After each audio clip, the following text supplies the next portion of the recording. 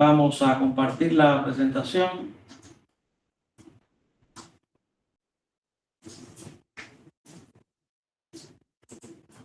Liz, disculpe, yo entré hasta ahorita y, no estuve cuando pasó lista, Génesis Caballero. Ok, ya vamos. Gracias.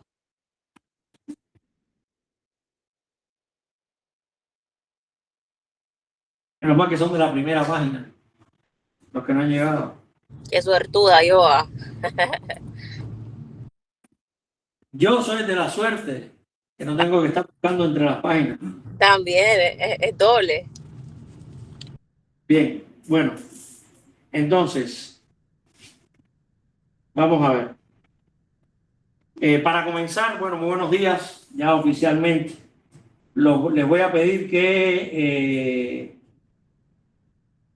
puedan escanear ese código QR que ahí aparece.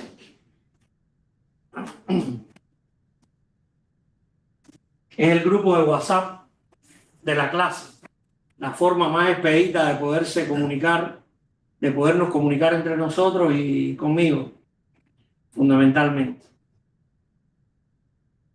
Este es el grupo de la clase.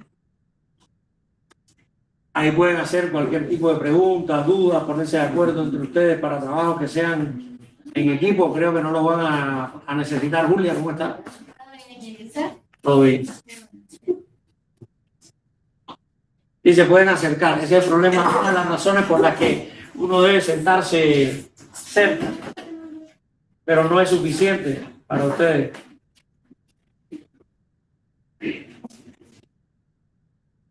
Bien, ahí tenemos el grupo. De todas maneras, está en la plataforma. Si tuvieran alguna dificultad, solo se van a la página general y dice grupo de WhatsApp de la clase.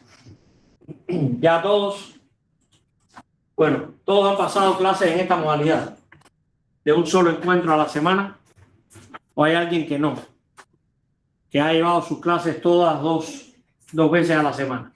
Bueno, si todos han llevado clases en esta modalidad, saben perfectamente cómo es. Hay actividades en plataforma, aunque les voy a explicar unas particularidades de esta clase con respecto a ese trabajo en plataforma, que creo les va a gustar.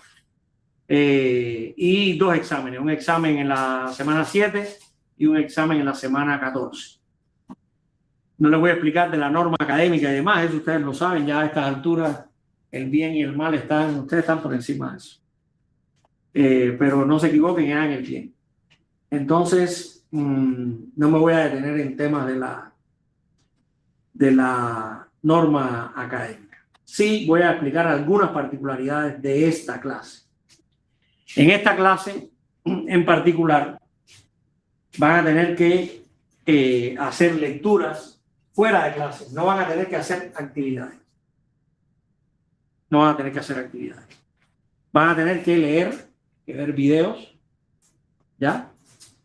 Y en cada clase, en los últimos 10 minutos, excepto la de hoy, en los últimos 10 minutos de la clase, vamos a colocar un cuestionario evaluativo, que ustedes lo van a realizar de manera directa. Es decir, se van a meter al cuestionario, lo pueden hacer desde el celular, es sencillo, y aquí en la plataforma, y se están jugando 4% cada periodo, cada día, cada viernes.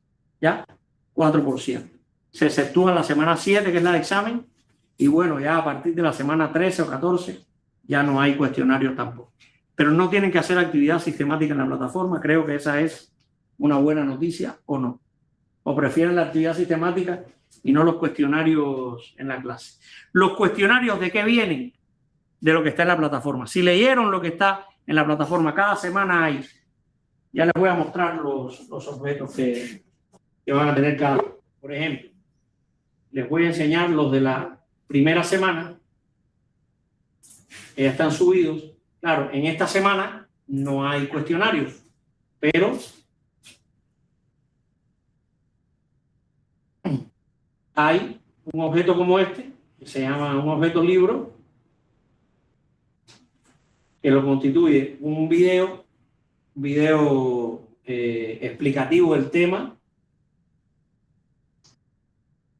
este pequeño sitio web con actividades y donde van a poder ver contenido. Y hay evaluación. Esta evaluación es solo formativa, es decir, no lleva puntuación, pero es para que puedan comprobar lo que han aprendido o no del tema. ¿Ya? Aquí pueden hacerla y le van a ir dando siguiente. Y por último, este material de estudio. Este material de estudio es el texto de la semana. Es un material de estudio sencillo, 4 o 5 páginas cada semana, donde están los contenidos que van a ser objeto del cuestionario. ¿Ya? Cada semana van a tener un texto como este. Y el examen, cada uno de los exámenes va también sobre la base de los textos de cada una de las semanas. Los cuestionarios referidos a la semana en sí, por lo tanto, no dejen para después de la clase.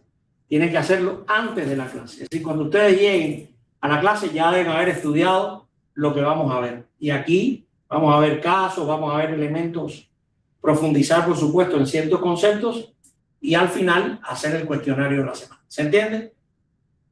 Es sencilla la metodología y les evita tener que estar haciendo tareas cada semana, que ponerse, ¿vamos a hacer trabajo en equipo? Sí, pero aquí, en el aula. ¿Ya? ¿Alguna pregunta? ¿Alguna duda con esto? ¿No? Bueno, esa es la metodología. Vamos entonces a comenzar. Vamos a comenzar la clase de hoy, que es la clase introductoria. Y lo quiero hacer con este video. Quiero que veamos este video, que es una cámara oculta. ¿Ya? Es un experimento social que se hizo en Andalucía, en España, en una escuela donde hay niños que están aprendiendo a bailar y hay 2 niñas que sí conocen que se está haciendo el experimento y los demás no. Entonces vamos a ver lo que sucede ahí. Vamos a conversar.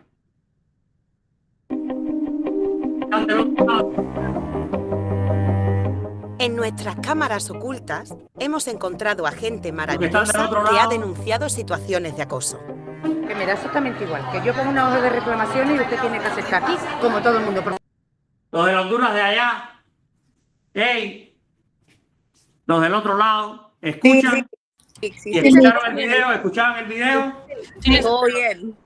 Bien. Bueno. Sí. Que esto está legalizado incluso por el Papa. A saber lo que ese niño está viviendo en su casa con 2 hombres. A usted no le importa. A usted no le importa. No, porque no tengo aquí a mi hijo, pero si tuviera No, aquí a mi hijo me pues importaría. permita Dios que su hijo Estoy defendiendo se mi vuelva trabajo. mariquita. Sí, Por la palabra de Dios. Así reaccionaron los adultos, pero los casos de bullying empiezan en el colegio. ¿Cómo reaccionará un niño ante una situación similar cuando se ríen de él por la familia que tiene?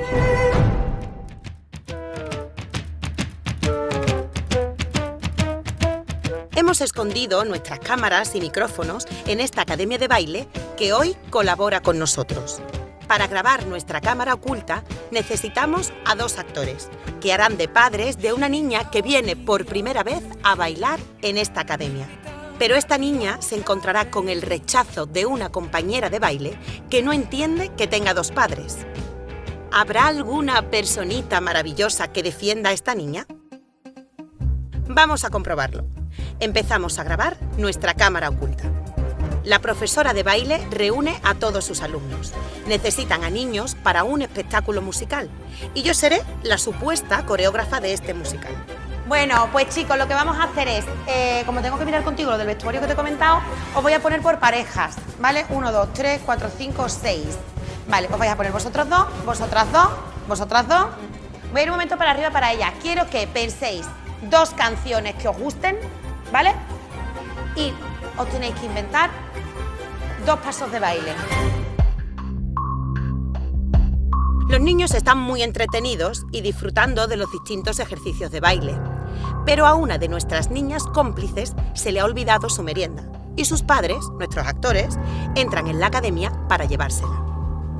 Ay, gracias, papi. ¿Lo estás pasando bien? Sí, adiós, papá. Lo están haciendo muy bien, ¿eh? Están haciendo una foto, están haciendo muy chulos, sí. ¿A qué hora nos pasamos? Como en una horita o así os podéis pasar, ¿vale? Adiós. Nuestra niña cómplice tiene 2 papás. Ella se llama Rocío. Su madre está en control con nosotras. Vean cómo reacciona cuando nuestra cómplice pregunta quiénes son los 2 señores que han entrado a llevarle la merienda. Perdona, ¿esos hombres que han venido quiénes son? Pues mis padres. ¿Cómo que tus padres? Mi papá y mi papi. Pero eso ¿cómo va a ser? Tú tendrás que tener una madre también, ¿no? No, yo no tengo madre. ¿Se ha muerto tu madre o qué? No, yo solo tengo 2 papás. Todas las niñas se quedan muy pendientes, pero miren cómo reacciona Rocío. ¿Y qué pasa si ella tiene 2 padres? Pero entonces tú no tienes familia. No, pero ¿y qué pasa si ella no tiene 2 padres? Si ella tiene 2 padres, no pasa nada, ¿no? Digo yo. No, no pasa nada. Vamos a ver, ¿a ti te parece normal que tenga 2 padres? Pero ¿a ti te importa algo que ella tenga 2 padres? ¿Te importa algo? Bueno, me parece raro. Eso no es una familia. Eso no es una familia. Da igual. ¿Es una familia también? No. No. Una familia es un padre, una madre y unos niños. Pero ¿qué pasa si ella tiene 2 padres? Una abuela tendrá, otra abuela tendrá. ¿Qué pasa? Dímelo. Pues yo no quiero bailar con una niña tan rara. Pues yo no quiero bailar con una niña tan rara. Pues se viene conmigo. ¿Tú eres capaz de bailar con un bicho raro? Sí. Y no es un bicho raro. Así que te puedes estar callando esa boquita. ¡Ostras! ¿Te enteras? Vente conmigo. A nuestra niña cómplice le ha salido una defensora que no va a permitir que sigan metiéndose con ella. No, te voy a decir una cosa. ¿Qué? Dímelo. Rocío le planta cara a nuestra niña cómplice. Van a venir al espectáculo mis padres y también sus 2 padres. Y yo no quiero eso. Que me va a dar vergüenza. Pues si te da vergüenza, te aguanta. Ella tiene 2 padres y punto y pelota. Rocío está muy enfadada. Pues yo voy a hacer todo lo posible porque la echen. Pues yo no. Así que entiéndeme. Bueno, pues tú verás. Entiéndeme. A ver si yo hablo en inglés. No va a consentir que echen a nuestra cómplice por tener 2 padres. ¿A ti no te importa ser mi amiga aunque yo tenga 2 papás? ¿A ti no te importa ser mi amiga que yo tenga 2 papás? No, no me importa. ¿Tú conoces a alguien que tenga 2 papás? No, pero yo sí. Me importa un huevo todo. Me importa un huevo todo. Voy a decirle que no diga esa palabra más. ¿Cómo voy a decirle yo eso? Me importa que ella tenga una madre y un padre. Yo también tengo 2. Pero si ella tiene un padre y un padre, me importa. Bueno, a mí sí, porque yo pienso que una familia no es eso. Es que no es eso. Pues sí es eso. Así que si no te gusta, pues quítate de aquí. No, que se vaya ella. O no Tú se no va a ir. mandas, chulita. No, pues no se va a ir. Ya está. Y miren qué hace Rocío a continuación. Se lleva del brazo a nuestra cómplice. Se ha convertido en su protectora. ¿Qué pasa? ¿Que no se sabe defender sola? ¿Qué? ¿Que no se sabe defender sola? ¿No te sabes defender? ¡Tú! ¡Tú! Si yo estoy hablando. Pues me importa un huevo. Si yo estoy defendiendo a ella, ¿y qué pasa? Si yo estoy defendiendo, ¿qué pasa? Pues a mí no me parece A mí no me parece bien. A mí no me parece bien. Pues me importa que a ti no te parezca bien. ¿Vale? Ella se va a venir conmigo y se va a venir conmigo. ¿Ya está? ¿Qué hacemos entonces? ¿Es o ella o yo? No, ¿qué haces tú? ¿Qué haces tú? Porque yo lo tengo muy claro, claro. Vamos a salir a por ella. Vamos de tirón, ¿no? Ella se va a venir conmigo y punto. Rocío se lleva de nuevo de la mano a nuestra cómplice. Es maravillosa. Y miren qué pasa cuando vuelvo a entrar en el aula. ¿Qué estoy escuchando yo de gritos aquí? No me gusta nada, ¿eh? ¿Qué pasa? ¿Nos puedo dejar solas un momento? Ella se está metiendo con ella porque tiene 2 padres. Que ella se está metiendo con ella porque tiene 2 padres. ¿Y qué pasa? ¿A ti qué te parece eso? Porque no me gustan. ¿Vas a llorar? Sí, porque no me gusta. ¿No te gusta el qué, mi amor? Que le digan eso a una persona. Si tú la estás defendiendo. ¿Sabes por qué la estás defendiendo? Mira, la estás defendiendo porque eres una persona maravillosa. Un aplauso para mi Gordi. Ay, mi niña, no llores, bonita. Ay, ya voy.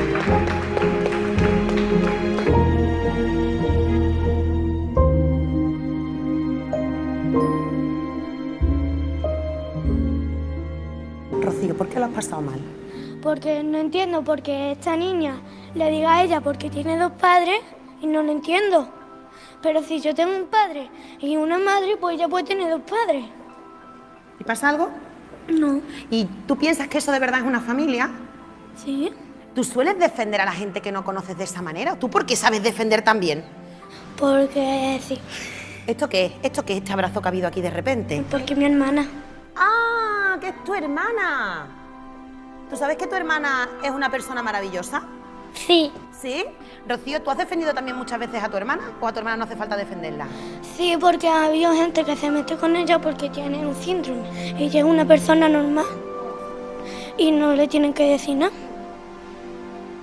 ¿Te defiende tu hermana? Sí. ¿Y tú le has dado un abrazo fuerte, fuerte para decirle lo que tú la quieras? Ve que yo lo veo. ¡Un aplauso! ¡Un aplauso!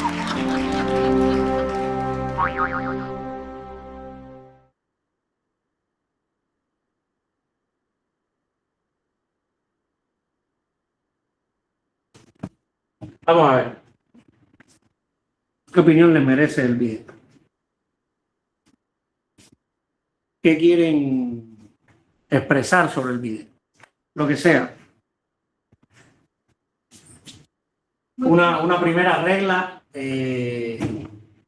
Ustedes pueden pensar y opinar libremente acá. Incluso en contra de lo que yo piense y opine. Y eso no va a resultar en que, ay, el league la va a agarrar conmigo. No, sería muy vil de mi parte y sería contra la propia naturaleza de esta clase que yo hiciera eso. Es no entender cómo funcionan los significados. Ahí van a ver a qué me estoy refiriendo. La opinión, vamos a ver, ¿quién acá quería hablar? Sí. El lindo video, siento que la niña está teniendo una bonita educación en casa, que eso también es muy importante. ¿Por qué cree que está teniendo una buena educación en casa? Que ella se expresa libremente y no tiene miedo de que lo que le vayan a decir a las demás personas. Por ejemplo, yo de pequeña eso era lo que a mí más me asustaba. Yo no hubiese podido hacer lo que hizo niño. Entonces por eso mismo siento que ella tiene una muy buena educación y yo que trabajé de maestra, bastantes niños últimamente son más. Defienden a otros cuando están en situaciones sí. Que están fuera de la normativa, para ir hablando de, es decir, hay una normatividad social, ¿verdad? Todos lo entendemos, aunque no escuchemos y no sepamos qué significa el término, hay una normatividad dentro de la sociedad. Normas no escritas, otras sí están escritas en los códigos. Por ejemplo, el derecho es uno de los elementos que colabora, ayuda o debe ayudar en la construcción de norma colectiva. Pero hay otras normas que no están escritas y funcionan socialmente, se comparten, y hay quienes van en contra de esas normas, ¿ya? Y en contra de esas normas muchas veces se buscan problemas, pero no les interesa y hacen que muchas veces cambien la norma. Es el caso de Rosa Parks. ¿Conocen a Rosa Parks? ¿Han oído hablar de Rosa Parks? ¿Quién fue Rosa Parks? No recuerdo exactamente, solamente recuerdo que en el colegio nos lo mencionaban en febrero, que era realmente la historia afroamericana, si no estoy mal. Exactamente, Rosa. Creo que ella era respecto a un tren o algo así, ¿no? En los buses. Ella se sentó en la secretaria para hablar. Sí, en Estados Unidos, sin que nadie considerara que eso no era una democracia, hace 70 años había discriminación por cuestiones de raza, por cuestiones de color de la piel. Pongo el hecho de que nadie cuestionaba que hubiera una democracia en Estados Unidos, siendo un país donde había segregación. Segregación, ¿qué quiere decir? Ciertos grupos humanos están segregados, apartados, deben cumplir ciertas normas y otros están por encima. ¿Qué sucedía en Estados Unidos en esa época? En los buses había asientos para personas blancas y asientos para personas de color, se decía. Es un término, todos somos de color, para personas negras, así. Y Rosa Parks se sentó en un asiento de blancos. Además, era ley. No es que norma compartida culturalmente, no era ley. La ley establecía que ese asiento donde ella se sentó era de blancos y podía ir a la cárcel, y fue a la cárcel. Pero se enfrentó a esa norma social. Rosa Parks encontró el valor, una mujer negra, sin ninguna gran formación, ni mucho menos, una persona sencillamente con una educación básica, una formación básica y una educación bastante cercana a los temas de la libertad, de la igualdad entre los seres humanos, y enfrentó la cárcel con mucho orgullo y fue de las grandes promotoras de la lucha de los negros en Estados Unidos. No llegó fue icónica, no llegó a Martin Luther King, que lo mataron y demás, a Malcolm X, pero sí fue una figura muy importante. De hecho, usted lo conoció en el colegio, se estudia hoy el caso de Rosa Parks, porque se enfrentó a la normatividad. Es decir, la norma era blancos, eran los que podían sentarse en esos asientos, los asientos del fondo eran para negros. La norma era 2 ligas de béisbol. En el béisbol en Estados Unidos es deporte nacional. Había 2 ligas.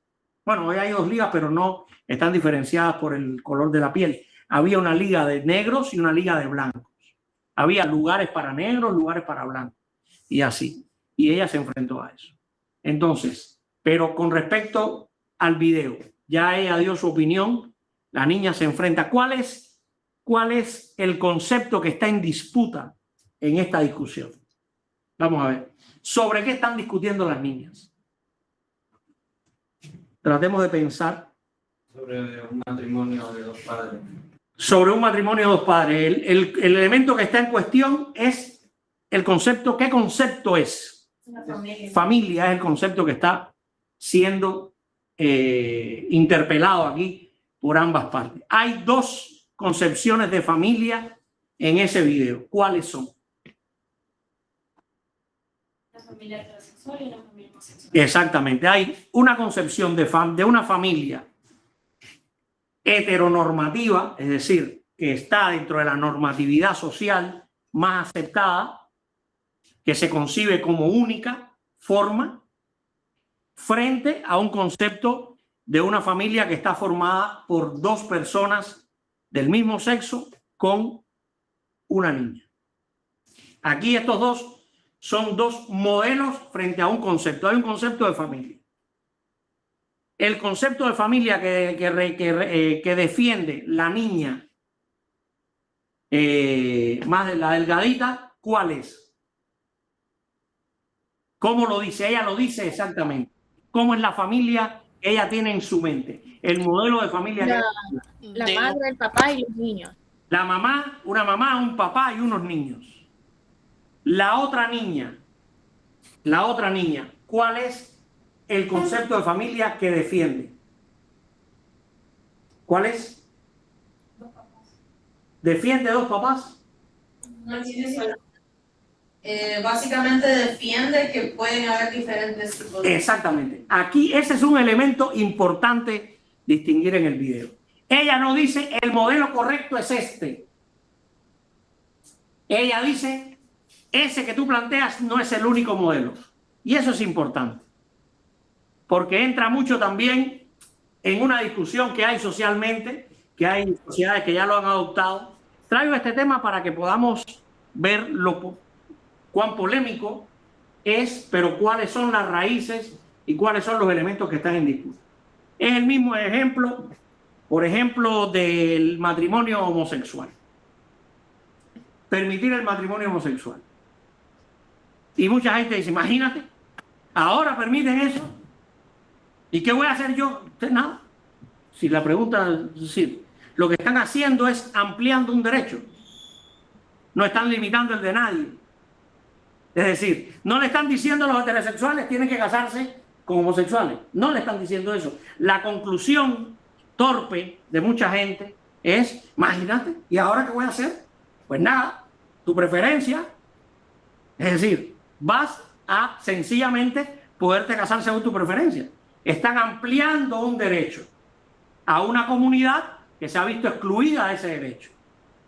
Sencillo, pero la gente lo entiende mal.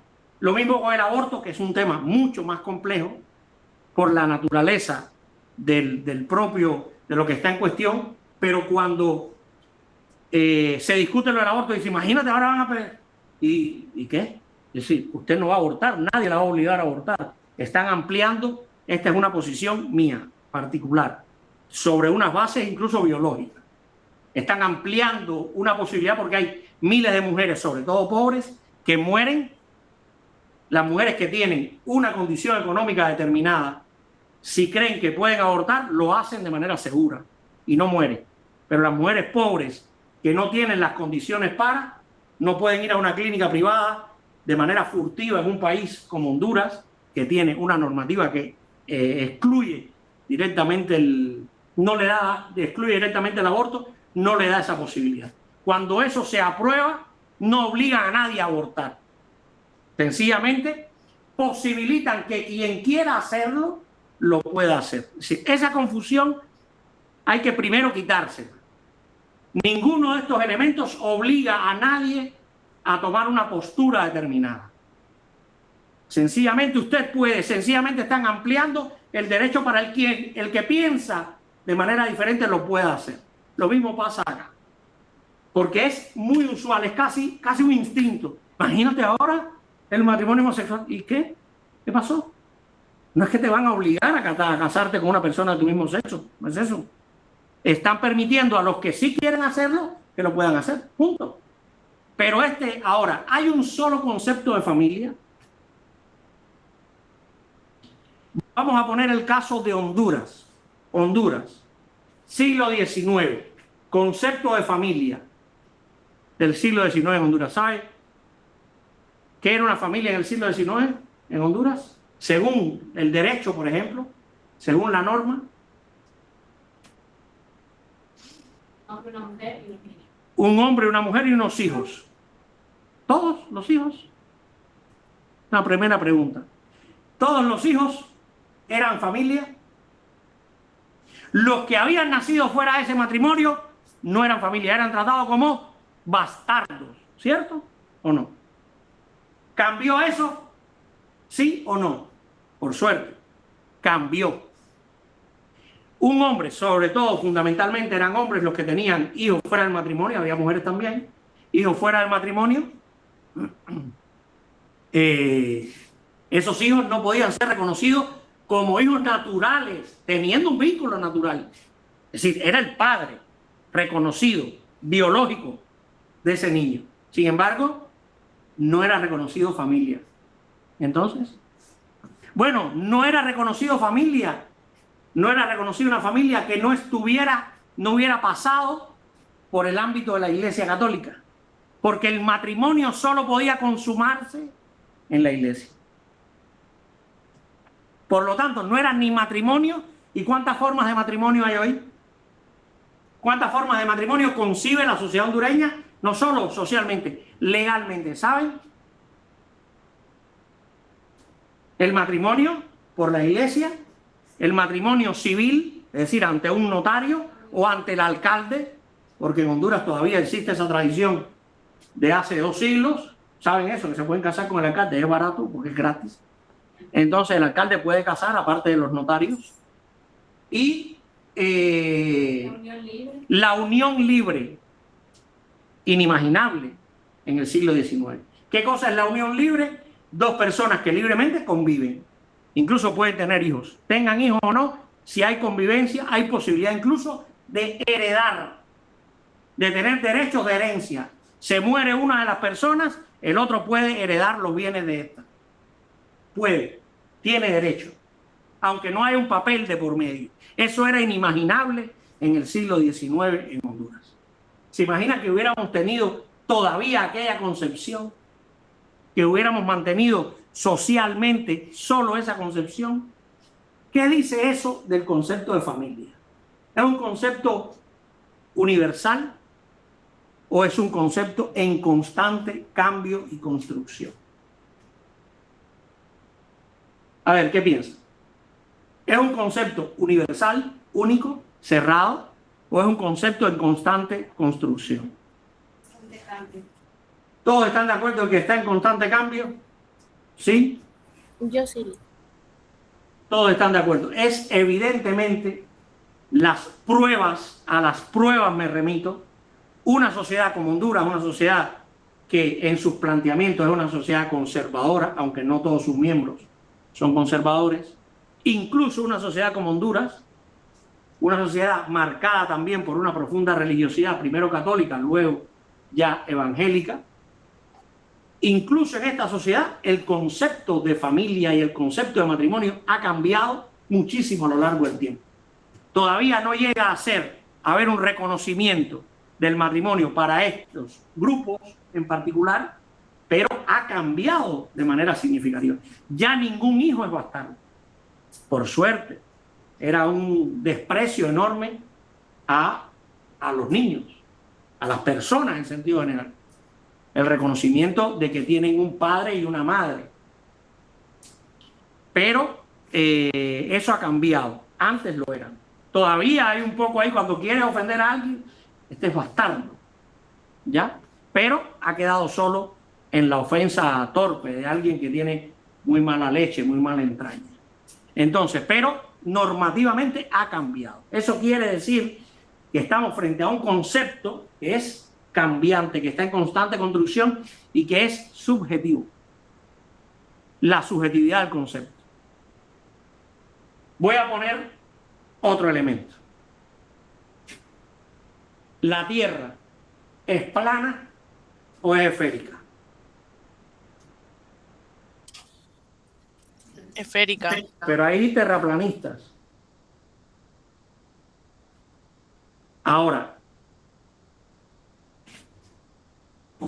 ¿por qué hay terraplanistas? Si la Tierra concretamente hay pruebas suficientes de que es esférica. Porque hay personas que dicen que es plano. Porque piensan diferente. ¿Y eso está sujeto a lo que yo pienso? Esa es la pregunta. ¿La esfericidad de la Tierra está sujeta a lo que yo piense? ¿Va a cambiar por lo que yo pienso? No. Es una confusión semiótica, porque los hechos son. Ese es un hecho. Funciona así independientemente de la conciencia que tú tengas de eso. Entonces, tú puedes pensar lo que quieras, pero es una tontería. A ver, ahí es cuando uno puede decir, son estúpidos. Es una estupidez el terraplanismo. ¿Por qué es una estupidez? Porque es una estupidez. Para que veamos también que todas las opiniones no tienen el mismo valor. Se lo damos muchas veces socialmente.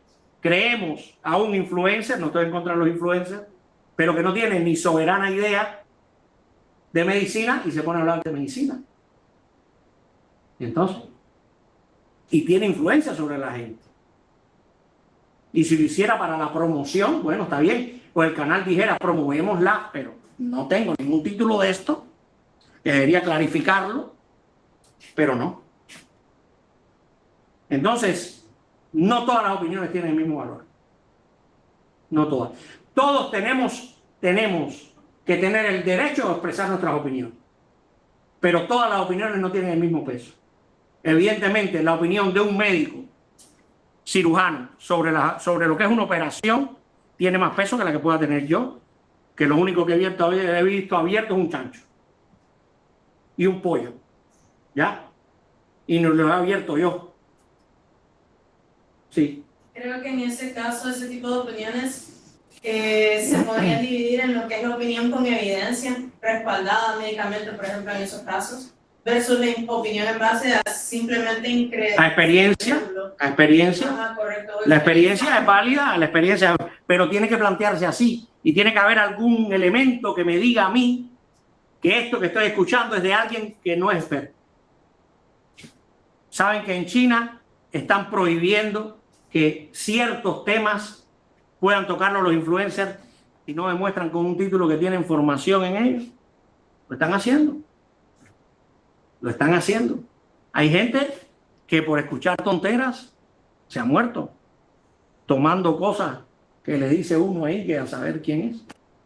Entonces, nosotros, ¿por qué digo esto? Nosotros todos, ustedes van a ser comunicadores, sean del área de diseño o sean del área de comunicaciones o de marketing. Todos van a comunicar.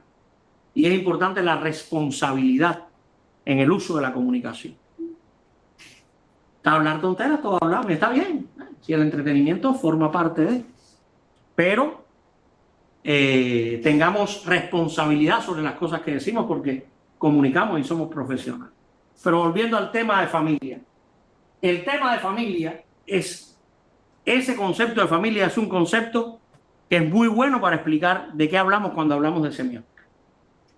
Porque el concepto de familia es una construcción a lo largo del tiempo. No hay una sola forma de familia. No hay una sola forma de familia. Le demostré incluso que en el ámbito religioso ha cambiado el concepto de familia. Ha tenido que irse ampliando. Lo que era cerrado, la familia nuclear tradicional de unos padres heterosexuales con unos hijos, eso ha cambiado. Y que tenía que pasar por la iglesia, eso ha cambiado hoy. Ya no es necesario que pase por la iglesia. Los hijos que se tienen dentro de fuera de ese matrimonio también son hijos. Eso ha cambiado, el reconocimiento social de eso. Y de eso, en alguna medida, se ocupa la semiótica. ¿Que de qué se ocupa? ¿Saben ustedes de qué se ocupa la semiótica?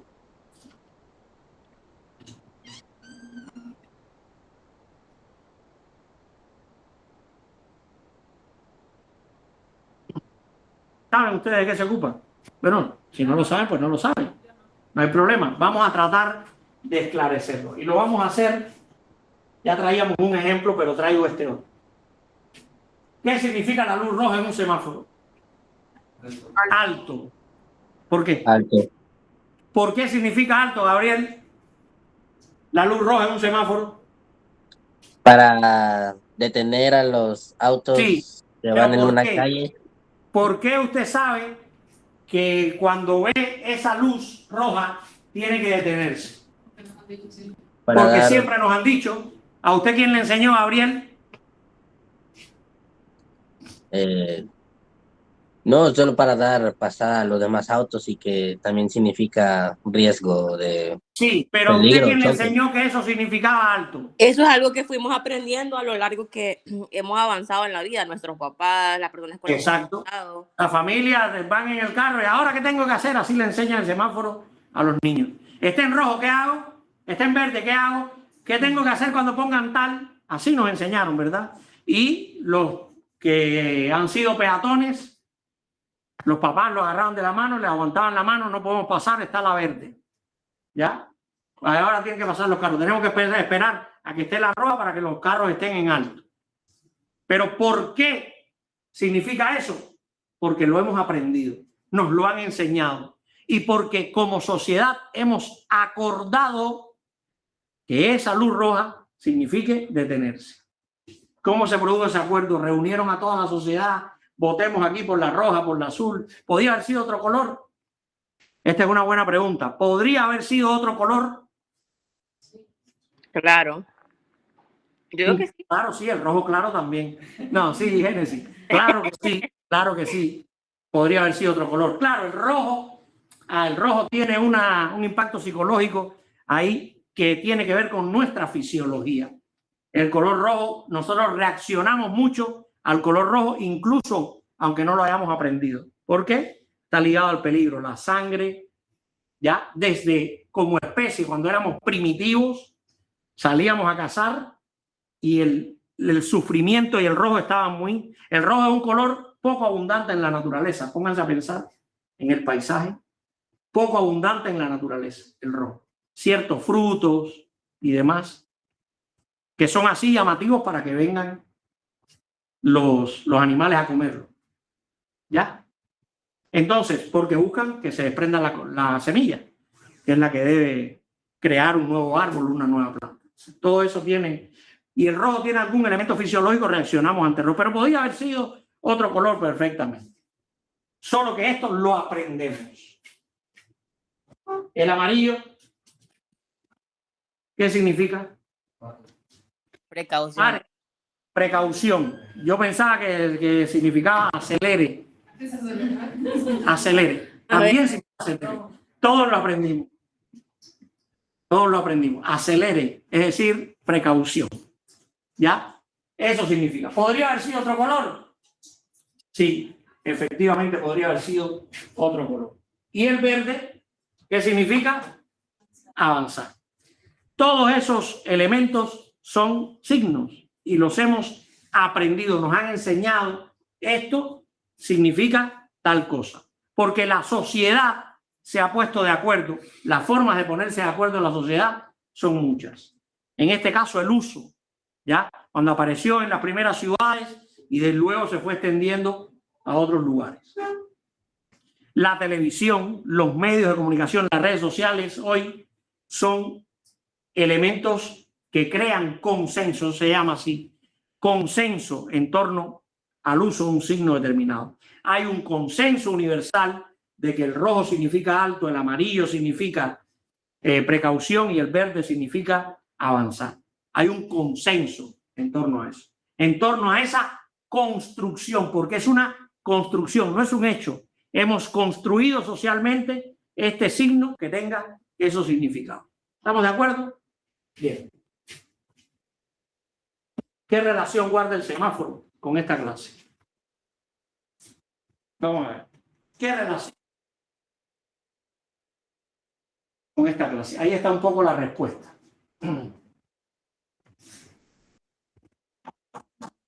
Y es que la semiótica se encarga de encontrar sentido a cosas tan sencillas como estas, pero a cosas tan complejas también, como puede ser los sentimientos religiosos, los conceptos como familia, los consensos sociales, las cosas que también no tienen consenso a nivel social.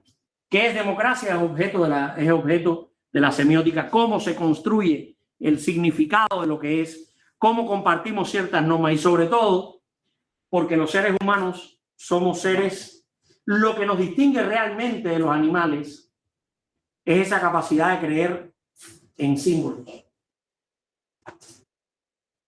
En símbolos. Nosotros pudimos sobrevivir como especie gracias a la creencia en cosas que no se ven y a ponernos de acuerdo. El lenguaje es uno de los elementos, ¿verdad? Que está muy ligado acá, porque el lenguaje es el código con el que se hacen con que se produce la comunicación. Pero los seres humanos, y ahí les propongo que lean un libro de Yuval Noah Harari, que se llama Sapiens, de animales a dioses. Tiene algunos elementos ahí que hay que contrastar, pero en sentido general es un libro muy interesante. De animales a dioses. Sapiens, de animales a dioses. Sapiens somos los humanos. La especie humana es Homo sapiens sapiens. Y hubo especies junto con nosotros que declinaron su desarrollo y nosotros pudimos sobrevivir. Y pudimos sobrevivir porque creemos en cosas en común. Tenemos cosas en común en las que creemos, en las que nos hacen avanzar. Yo voy a poner un ejemplo. ¿El dinero es concreto, sí o no? ¿El dinero es concreto, sí o no? ¿Es el resultado de un acuerdo social o es un hecho? Como la tierra que es plana, que no es plana, es esférica. Una construcción social. Porque el dinero lo podemos tocar, pero ¿por qué es una construcción social? Porque de cierta manera regula el uso de las cosas y ayuda como que, o sea, al menos yo lo interpreto así, como para hacer intercambios constantemente, incluso en el pasado, cuando no existía el dinero como lo tenemos ahora, tenían igualmente, por ejemplo, el cacao, intercambiaban y así sucesivamente, para poder utilizarlo como moneda. El dinero es de los elementos más simbólicos que tenemos. Un día un estudiante, que ahora es profesor acá, no les voy a decir quién es, pero fue alumno mío en semiótica, estaba trabajando en campus y me llama y me dice, Lick, fíjese que tengo una discusión aquí. ¿Qué pasa? El dinero es una construcción social. Y le digo, cipote, ¿Qué haces pensando en esas tonterías a esta hora? Que si el dinero es una construcción social, se echó a reír, ¿va? Pero le digo, ¿qué tú crees? Yo digo que sí es una construcción social, pero aquí todo el mundo me dice que no, porque es concreto, que lo podemos contar y demás. Pero pues aprendiste bien semiótica. Sí es una construcción social, claro, y es de los elementos más simbólicos, porque un signo está en lugar de otra cosa. El dinero está en lugar de un valor. El ejemplo que pones del cacao, lo mismo podría hacerse con las conchas. Las primeras formas de dinero fueron conchas, fue la sal, por eso se llama salario. Le pagaban con sal en Roma a los militares, les pagaban con sal a los soldados. Pero la concha, si yo tenía una concha, podría significar que yo tenía en un granero 5 sacos de maíz, por poner un ejemplo, ¿verdad? Y yo iba con esa concha y al que se la daba le estaba entregando, no la concha, le estaba entregando en esa concha 5 sacos de maíz en un granero. Por lo tanto, yo necesitaba ropa y demás y me iba con mi concha a comprarme unas sandalias, y le daba la concha. Entonces ya yo tenía una ropa y ya yo no tenía 5 sacos de maíz en un granero. Eso lo poseía entonces la otra persona. Y así fue por mucho tiempo la estructura del dinero. El dinero, para poder ser emitido, tenía que tener una representación en los bancos, en el Banco Central, en oro. Es decir, había un patrón oro del dinero. Ese dinero significaba que había tanto oro en una reserva del Estado. Eso se rompió después. Y de aquellos polvos, estos lodos. El problema de las burbujas inmobiliarias, de las explosiones esas del dinero, tienen que ver porque ya no hay un patrón que regule el dinero. Ahora se produce dinero con la maquinita, los países que pueden producirlo, Estados Unidos es uno de ellos, que produce dólares, sí, abre la maquinita, comienza a emitir dólares de acuerdo con su necesidad. Un problema enorme, porque se desvinculó a ese papel de una producción que lo sustentaba. Pero bueno, ese es un tema muy complejo. Igual, un crédito, ¿qué cosa es? ¿Qué cosa es un crédito? Traer dinero del futuro y ponértelo aquí. Es un dinero que no existe. ¿Por qué puede producirse eso? Porque hay algo en que creemos, que es la confianza. ¿Qué cosa es la confianza? Una construcción social. Hemos construido que debemos tener confianza entre nosotros. Y el banco ha construido la sensación de que debe confiarse en él, que él puede poner el dinero y que va a estar en la capacidad de que si usted pone el dinero ahí, el banco va con los años a devolverle ese dinero y un poquito más por intereses. ¿Sobre la base de qué se ha construido eso? De un relato. Nada más. Todo eso es relato, construcción social. Creemos en eso. Pero no es un objeto real. No es un hecho. Es el resultado de ponernos de acuerdo. Por eso, que un banco tenga problemas de credibilidad es lo peor que le puede pasar a un banco. Fíjense que hay otros negocios que ahí más o menos, pero si un banco, si la gente comienza a decir que el banco va a quebrar, va y saca su dinero y se queda hule, porque nosotros, los que tenemos dinero en el banco, no somos usuarios del banco.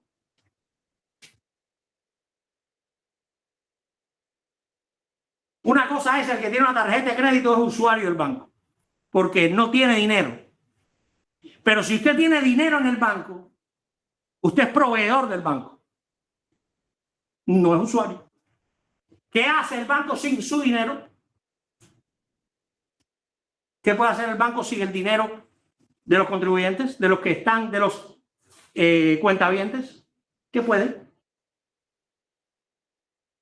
Con ese dinero hace sus inversiones y gana más, y gana. Con ese dinero que le ponemos ahí. Si todo el mundo lo retira, el banco quiebra. ¿Qué ha sucedido? La pérdida de la confianza. ¿Y qué es la confianza? Una construcción social. Les pongo aquí un ejemplo de tipo financiero para que vean hasta dónde cala esto de la semiótica. Que podamos entender que nosotros nos manejamos en un mundo absolutamente simbólico. Absolutamente simbólico. Todo es símbolo. Y hay que entender cómo se produce eso. Y los comunicadores tenemos que entenderlo. ¿Ustedes también tienen calor o no? Bueno, soy yo que me exaspero. Entonces, aquí dos arquitectos, dos figuras fundamentales en esto de los inicios de la semiótica. Ferdinand de Saussure y Charles Sanders Peirce. Ferdinand de Saussure viene del mundo de la lingüística. Él no quiso ser de los iniciadores de la semiótica. Sencillamente estuvo en el ámbito de la lingüística. Todo lo que dijo, lo dijo alrededor del signo lingüístico. Él decía que los signos, primero, él introduce el término semiología. Esta disciplina también se conoce como semiología. En Europa se conoce como semiología. Todavía se usa el término semiología. Y otros usamos el término semiótica. ¿De dónde viene semiótica? De Charles Sanders Peirce, que tampoco quería ser el iniciador de la semiótica, sencillamente era un matemático, lógico, filósofo, que dice que es importante la semiosis, que es la construcción de significado, y que debía haber una disciplina que lo estudiara. Como Charles Sanders Peirce, también Saussure dijo que debía haber una disciplina que se encargara de, y se llamara semiología del signo, porque viene del griego semeion, que significa signo. Y de ahí vienen los nombres que se utilizan para esta disciplina. Dos figuras que además hicieron sus teorías. Vamos al caso de Saussure. ¿Qué dijo Saussure? Vamos, por ejemplo, a la palabra silla, o pensemos en la palabra manzana. Pensemos en la palabra manzana. No traje un... Vamos a ver. Vamos a ver si la encuentro acá. No traje un marcador.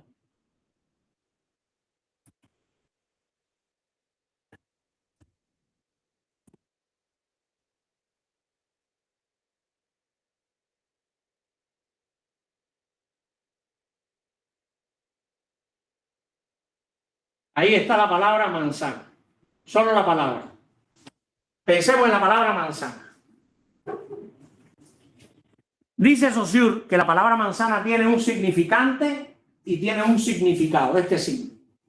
¿Qué cosa es el significado según Saussure? Esas letras, estos grafemas, así se llaman las letras escritas, grafemas, la M, la A, la N, la E, la Z, la A, la N, la A, así, negra sobre el fondo blanco. Eso se llama significante según Saussure. ¿Qué es el significante según Saussure? Aquellos elementos físicos, materiales, que hacen que el signo pueda ser percibido. Su color, su forma, su sabor, su olor, su textura, su sonido. Esos elementos son los que hacen que podamos percibir un signo. ¿Por qué percibimos la palabra manzana aquí escrita? La podemos ver, porque tiene una forma, unas letras en negro sobre un fondo blanco. Ese es el significante según Saussure. Ahora, dice Saussure que también el signo tiene un significado, que es el concepto que evoca en la mente estar expuesto al significante. Es decir, cuando yo veo este significante, pienso en fruta, ¿verdad?, que tiene tales características. Ese es el significado. Dos elementos, se llama bilateralidad del signo. Decía Saussure, está compuesto por dos caras de una misma moneda. Un elemento físico, material, que es el elemento que es percibido por los sentidos. La palabra manzana la percibo porque tiene una forma, unas letras en negro, un fondo blanco. Y el significado es el concepto que ese signo tiene socialmente, que evoca, el que viene a la mente. Aquí lo explica.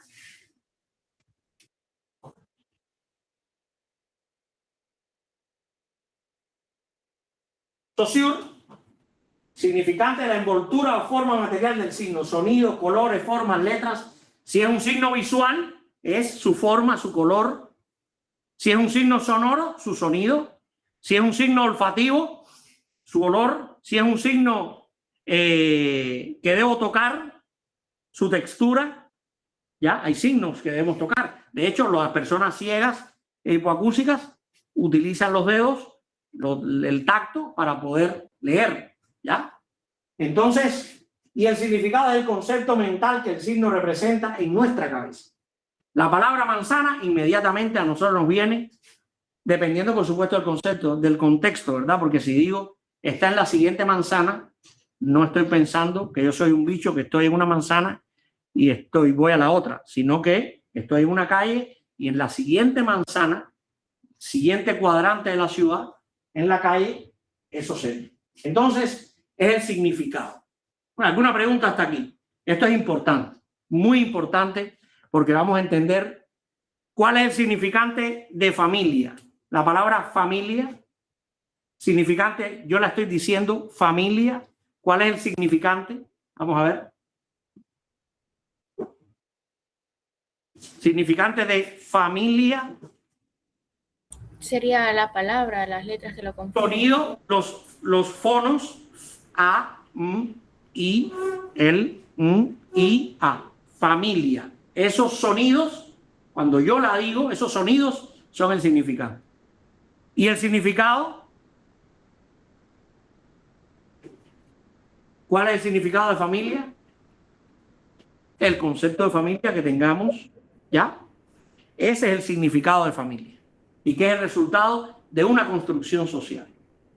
Significante y significado, decía Saussure. Saussure lo dijo para los signos lingüísticos, pero hoy se aplica a cualquier signo.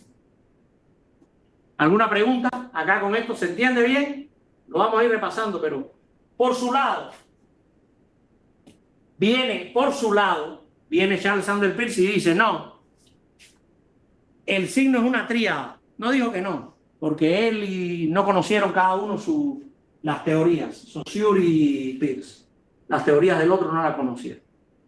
Pero Peirce dice, el signo es una tríada.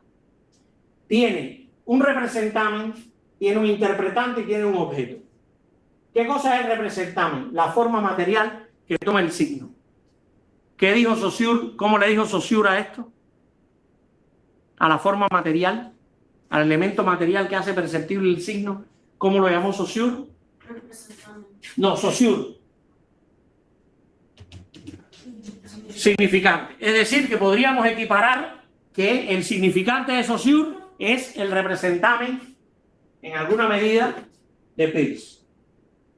Y dice Peirce que hay un interpretante, el sentido creado en la mente del receptor, que a su vez puede convertirse en un nuevo signo. Esto es un aporte. Pero el sentido creado en la mente del receptor, ¿cómo le llama Saussure? Significado. Es decir, que podríamos decir que en estas teorías el significante y el representante son en alguna medida equivalentes. Y el significado y el interpretante son en alguna medida equivalentes. Pero ¿qué sí aporta? Uno de los aportes importantes de Peirce es esto, el objeto. Es el elemento de la realidad a que el signo se refiere. Y puede ser un objeto físico o no físico. Cuando yo digo la palabra pupitre, me estoy refiriendo a qué elemento de la realidad. ¿Cuál es el objeto de ese signo de la palabra pupitre?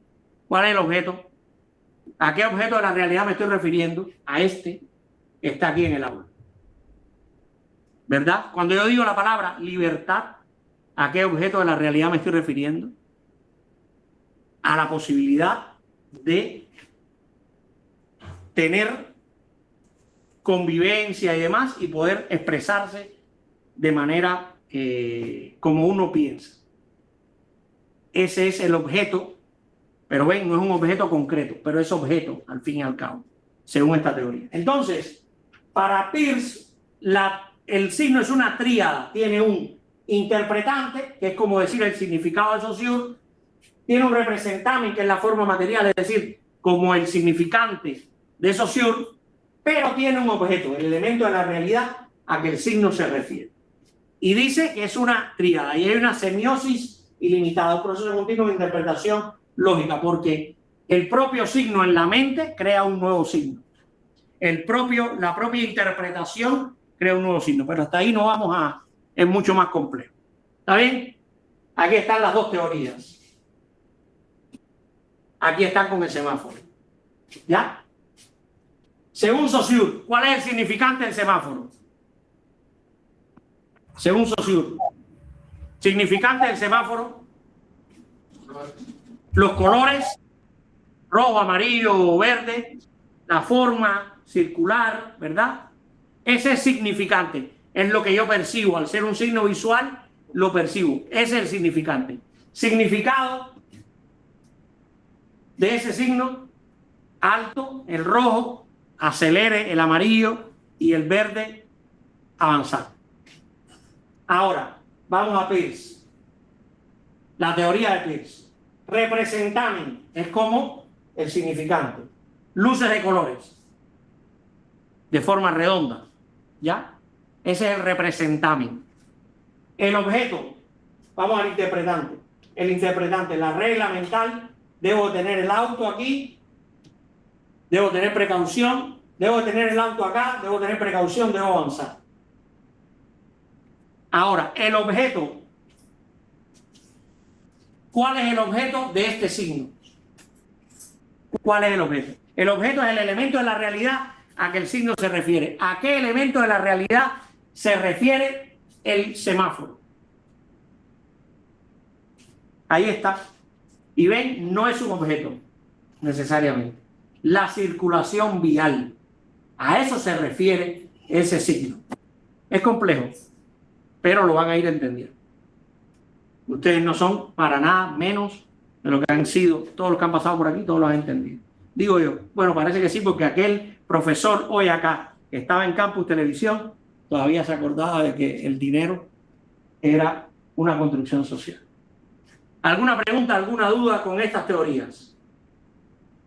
¿Seguro? Vamos a ver. Estás caminando por la ciudad y te encuentras con una señal de stop, de alto, roja y octagonal en una intersección. ¿Qué hacemos? Vamos a ver, vamos a esperar, vamos a lo de Honduras de allá. Quiero mover porque creo que allá están, no van a llegar a ser el profesor de Campus Televisión hacía preguntas. Vamos a ver, voy a ir a la lista para preguntar a los de allá. Fabiola,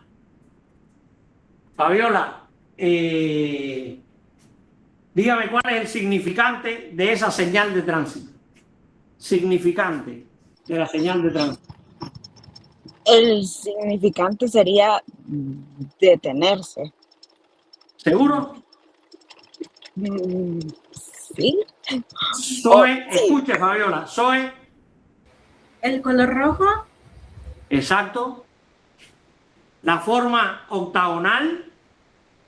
Las letras en blanco. Fabiola, eso es el significante. El significante son los elementos materiales que hacen que el signo pueda ser percibido.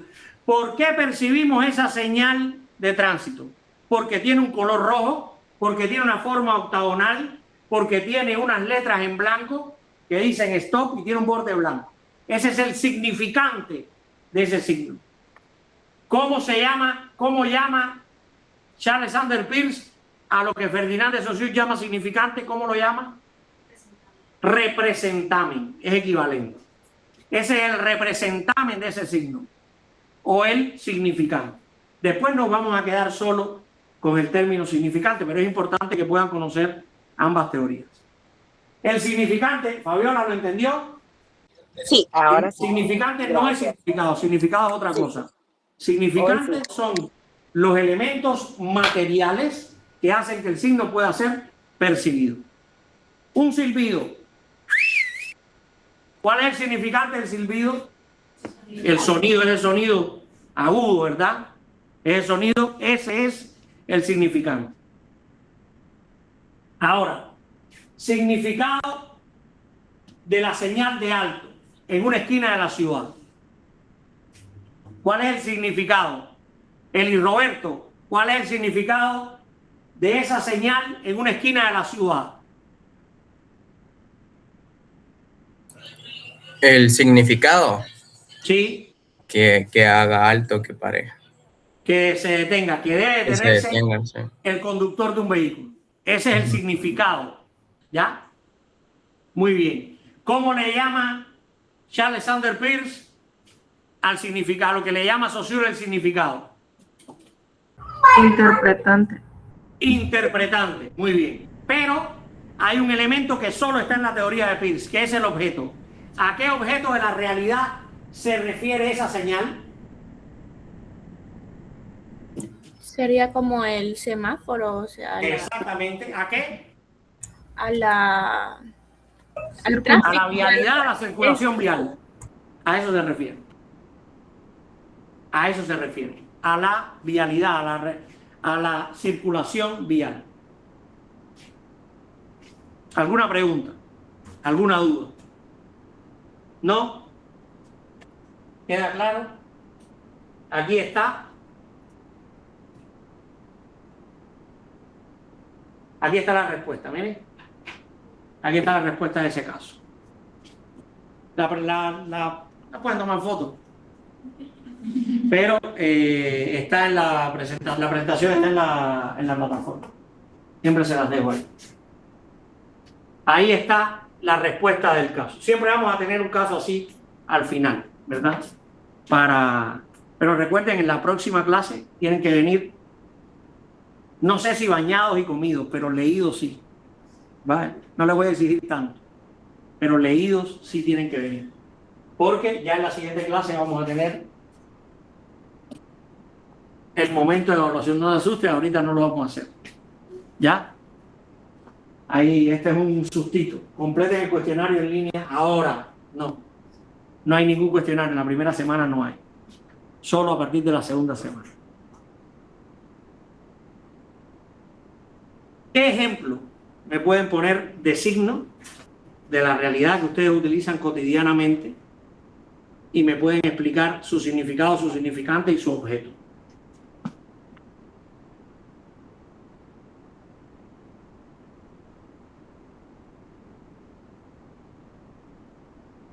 Voy a traerles uno. Creo que podrían ser los emojis. Los emojis, a ver, explíqueme. Ah, sí, los emojis. Sí, está bien. En el significado lo podemos ver desde los colores, ¿verdad? Y también de los gestos que tienen los emojis.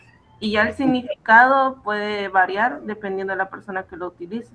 Porque algunas personas utilizan, digamos, el emoji que está llorando para representar tristeza, pero otros lo usan para representar como que se está muriendo de risa. Entonces el significado puede variar.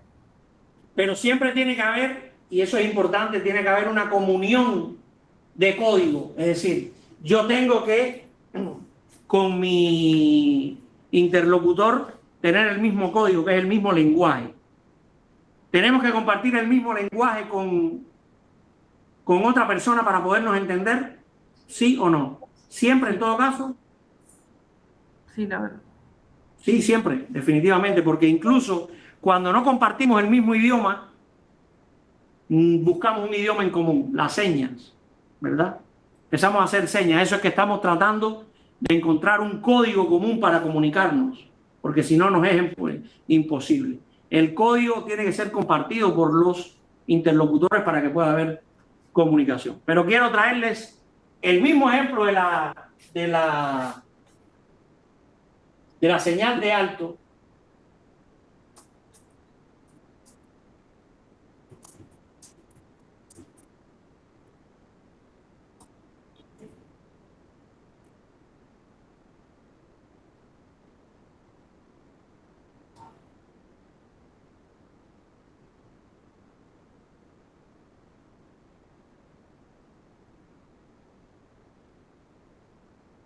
Vamos a buscar.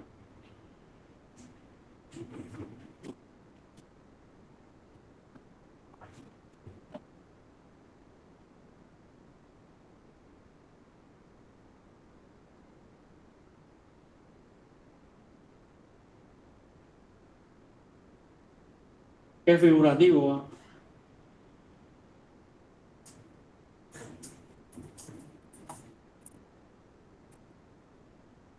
Ya se la pido a Gemini para que me la haga mejor. Porque no me pueden traer una foto aquí.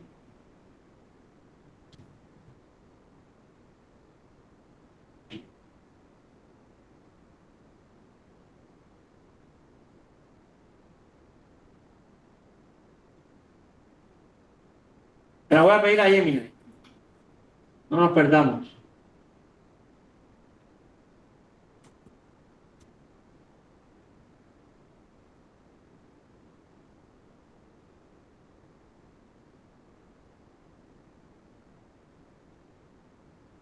¿Utilizan Gemini ustedes? ¿O solo ChatGPT?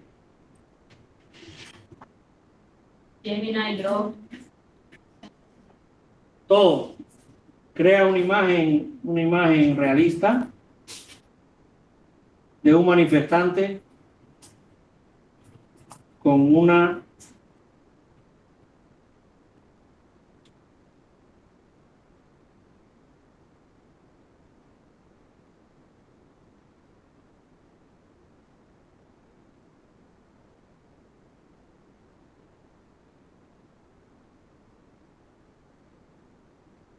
Vamos a ver. No le puse la imagen. Es que yo no hago mucho.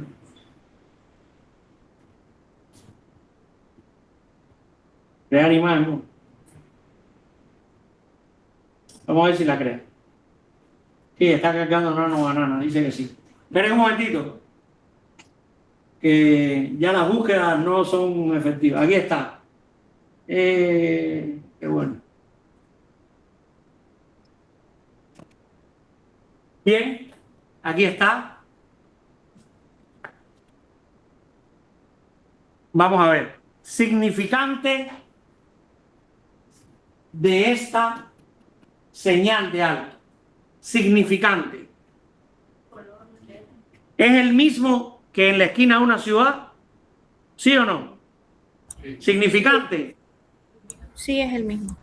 Es el mismo. ¿Ya? ¿Cómo le dice Charles Sanders Peirce al significante? Representamen. Bien. Vamos al interpretante o significado de esa señal en esa manifestación. ¿Es el mismo que en la esquina de una ciudad? ¿Qué pasó? ¿Qué pasó? Porque ya no se trata de seguridad vial, sino que se trata de parar algo por lo que están protestando. No alcanzo a leer bien. Sí, detener algo. Está mandando a que se detenga algo, el crimen, la corrupción, el latrocinio.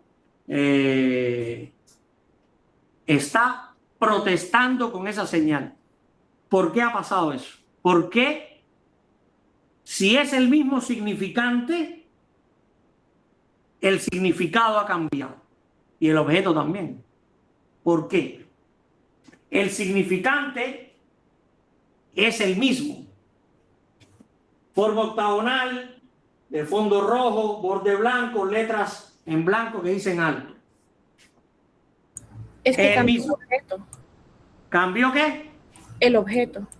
El objeto es el mismo. Ah, el objeto desde el punto de vista... Sí, pero ¿por qué cambió el objeto? El objeto cambió y el significado, cuando yo... Vamos a cómo se construye el significado. Yo voy caminando y me encuentro, voy manejando y me encuentro la señal de alto en una esquina de la ciudad. En mi mente, ¿qué significado se construye? Detenerme, ¿verdad? Debo detenerme. Ese es el significado que se construye en mi mente. Bien, pero sigo, terminé, ya pasé y me encuentro en una manifestación. Y en medio de la manifestación hay personas que tienen el cartel de alto. ¿Cuál es el significado que construyo en mi mente en ese momento? ¿El mismo de que debo detenerme? No. ¿Qué significado construyo?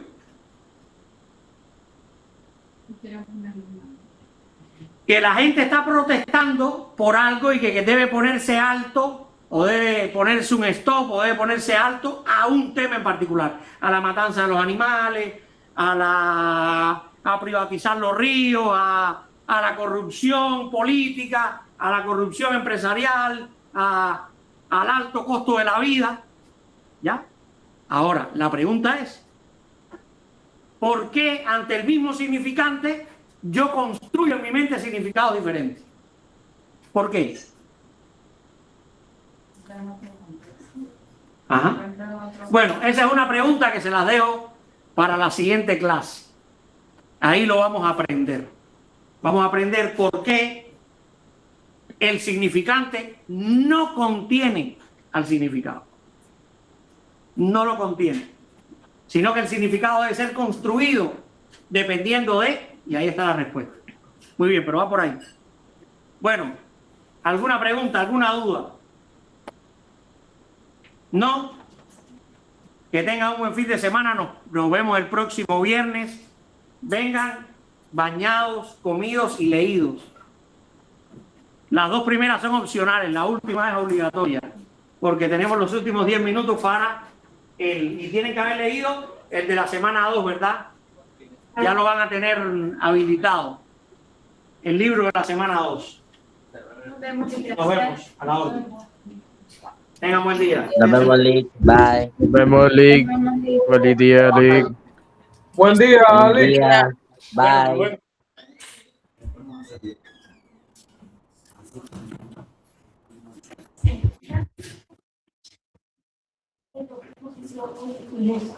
De casualidad, ¿sabes si Coworking ya está? ¿Alguna vez lo habilitaron hoy? No está habilitado. No sé. ¿Por qué? ¿Tiene curso USAP? ¿La clase tiene curso de USAP? Sí, tiene un curso de USAP que se llama Estilística y Lexicología. Sí, eso se me olvidó. Muchas gracias. Gracias. Bueno, no sé si lo habrán habilitado, puede ser.